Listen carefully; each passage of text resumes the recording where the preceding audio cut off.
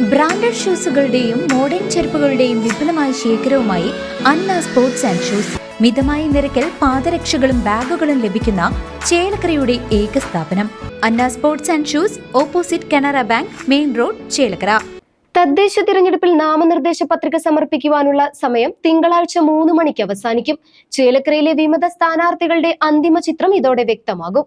ചേലക്കരയുൾപ്പെടെ തൃശൂർ ജില്ലയിലെ തദ്ദേശ സ്വയംഭരണ സ്ഥാപനങ്ങളിലേക്കുള്ള പൊതു തിരഞ്ഞെടുപ്പിൽ നാമനിർദ്ദേശ പത്രിക പിൻവലിക്കാനുള്ള സമയപരിധി തിങ്കളാഴ്ച വൈകിട്ട് 3 മണിയോടെ അവസാനിക്കും.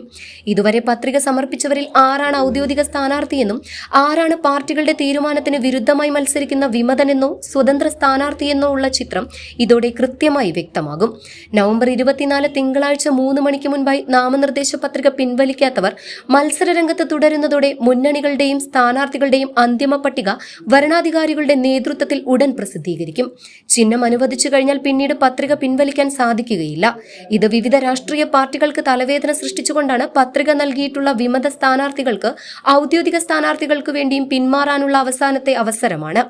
അന്തിമ സ്ഥാനാർത്ഥി പട്ടിക പ്രസിദ്ധീകരിക്കുന്നതോടെ ചേലക്കരയിലെ ഓരോ വാർഡിലെയും യഥാർത്ഥ പോരാട്ടം ആരംഭിക്കുകയായി.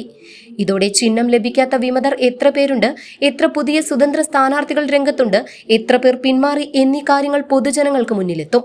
സ്ഥാനാർത്ഥികളുടെ എണ്ണം കുറയുന്നതിനനുസരിച്ച് പ്രചാരണ തന്ത്രങ്ങളും രീതികളും കൂടുതൽ ശക്തമാക്കാനും സ്ഥാനാർത്ഥികൾക്ക് കഴിയും. CCV news, Chelakkara.